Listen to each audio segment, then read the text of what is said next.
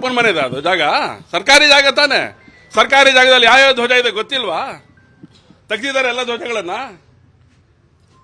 ತಾಕತ್ತಿಲ್ವಾ? ಹಾಗಾದ್ರೆ ಹನುಮಂತನ ಧ್ವಜ ಮುಟ್ಕೊಂಡಿದ್ದೀರಿ, ಕಾಂಗ್ರೆಸ್ ಅಧಪತನ ಆಗತ್ತೆ.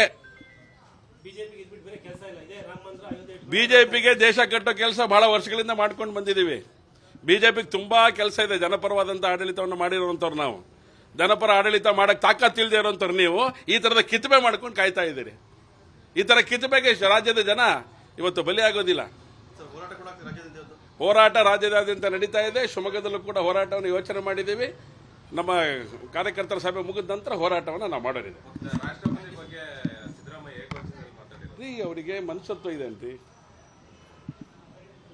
ರಾಷ್ಟ್ರಪತಿ ಅಂತ ಆ ಜಾಗಕ್ಕೆ ಅಪಮಾನ ಮಾಡುವಂತವ್ರು ಅವ್ರು ಮುಖ್ಯಮಂತ್ರಿ ಆಗಿರ್ಲಿಕ್ಕೆ ನಾಲಾಯಕ್ಕಿದ್ದಾರೆ. ಅವರು ರಾಷ್ಟ್ರಪತಿ ಗೌರವ ಕೊಡಲ್ಲ, ಪ್ರಧಾನಮಂತ್ರಿ ಗೌರವ ಕೊಡೋದಿಲ್ಲ, ಈ ದೇಶದ ಸಂವಿಧಾನಕ್ಕೆ ಗೌರವ ಕೊಡೋದಿಲ್ಲ, ಧಾರ್ಮಿಕ ವ್ಯವಸ್ಥೆಗಳಿಗೆ ಗೌರವ ಕೊಡೋದಿಲ್ಲ.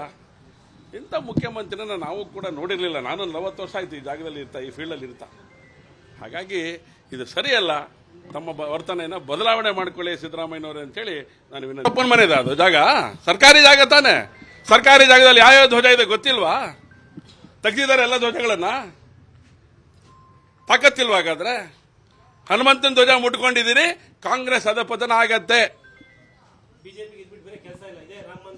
ಬಿಜೆಪಿಗೆ ದೇಶ ಕಟ್ಟೋ ಕೆಲಸ ಬಹಳ ವರ್ಷಗಳಿಂದ ಮಾಡ್ಕೊಂಡು ಬಂದಿದ್ದೀವಿ.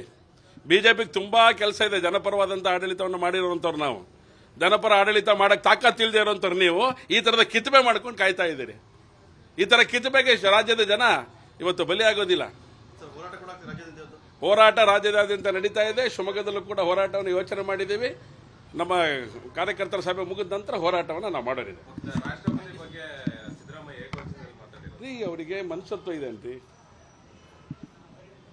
ರಾಷ್ಟ್ರಪತಿ ಅಂತ ಆ ಜಾಗಕ್ಕೆ ಅಪಮಾನ ಮಾಡುವಂತವ್ರು ಅವ್ರು ಮುಖ್ಯಮಂತ್ರಿ ಆಗಿರ್ಲಿಕ್ಕೆ ನಾಲಾಯಕ್ಕಿದ್ದಾರೆ. ಅವರು ರಾಷ್ಟ್ರಪತಿ ಗೌರವ ಕೊಡಲ್ಲ, ಪ್ರಧಾನಮಂತ್ರಿ ಗೌರವ ಕೊಡೋದಿಲ್ಲ, ಈ ದೇಶದ ಸಂವಿಧಾನಕ್ಕೆ ಗೌರವ ಕೊಡೋದಿಲ್ಲ, ಧಾರ್ಮಿಕ ವ್ಯವಸ್ಥೆಗಳಿಗೆ ಗೌರವ ಕೊಡೋದಿಲ್ಲ.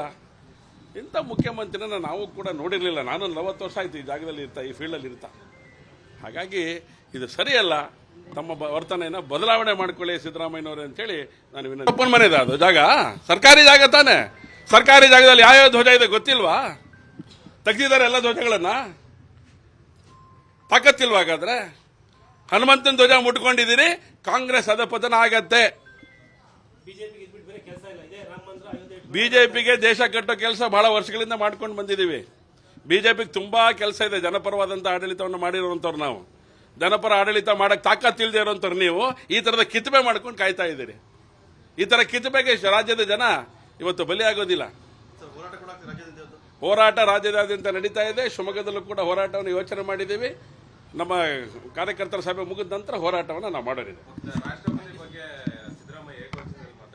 ಅವರಿಗೆ ಮನುಷ್ಯತ್ವ ಇದೆ ಅಂತಿ. ರಾಷ್ಟ್ರಪತಿ ಅಂತ ಆ ಜಾಗಕ್ಕೆ ಅಪಮಾನ ಮಾಡುವಂತವ್ರು ಅವ್ರು ಮುಖ್ಯಮಂತ್ರಿ ಆಗಿರ್ಲಿಕ್ಕೆ ನಾಲಾಯಕ್ಕಿದ್ದಾರೆ. ಅವರು ರಾಷ್ಟ್ರಪತಿ ಗೌರವ ಕೊಡಲ್ಲ, ಪ್ರಧಾನಮಂತ್ರಿ ಗೌರವ ಕೊಡೋದಿಲ್ಲ, ಈ ದೇಶದ ಸಂವಿಧಾನಕ್ಕೆ ಗೌರವ ಕೊಡೋದಿಲ್ಲ, ಧಾರ್ಮಿಕ ವ್ಯವಸ್ಥೆಗಳಿಗೆ ಗೌರವ ಕೊಡೋದಿಲ್ಲ. ಇಂಥ ಮುಖ್ಯಮಂತ್ರಿನ ನಾವು ಕೂಡ ನೋಡಿರಲಿಲ್ಲ. ನಾನು 40 ವರ್ಷ ಆಯ್ತು ಈ ಜಾಗದಲ್ಲಿ ಇರ್ತಾ, ಈ ಫೀಲ್ಡಲ್ಲಿ ಇರ್ತಾ. ಹಾಗಾಗಿ ಇದು ಸರಿಯಲ್ಲ. ತಮ್ಮ ವರ್ತನೆಯನ್ನು ಬದಲಾವಣೆ ಮಾಡಿಕೊಳ್ಳಿ ಸಿದ್ದರಾಮಯ್ಯನವರೇ ಅಂತೇಳಿ ನಾನು ವಿನಂತಿ. ಅನುಕ್ಷಣದ ಸುದ್ದಿಗಳಿಗಾಗಿ ವಿಸ್ತಾರ ನ್ಯೂಸ್ ಯೂಟ್ಯೂಬ್ ಚಾನೆಲ್ ಸಬ್ಸ್ಕ್ರೈಬ್ ಮಾಡಿ. ಹೊಸ ಸುದ್ದಿಗಳ ನೋಟಿಫಿಕೇಶನ್ಗಾಗಿ ಬೆಲ್ ಐಕಾನ್ ಕ್ಲಿಕ್ ಮಾಡಿ. ಲೇಟೆಸ್ಟ್ ಅಪ್ಡೇಟ್ಸ್ಗಾಗಿ www.vistaranews.com ವೆಬ್ಸೈಟ್ಗೆ ವಿಸಿಟ್ ಮಾಡಿ. ಅಂಗೈಯಲ್ಲೇ ಜಗತ್ತಿನ ಸುದ್ದಿ ತಿಳಿಯಲು ವಿಸ್ತಾರ ನ್ಯೂಸ್ ಕನ್ನಡ ಆಪ್ ಡೌನ್ಲೋಡ್ ಮಾಡಿ.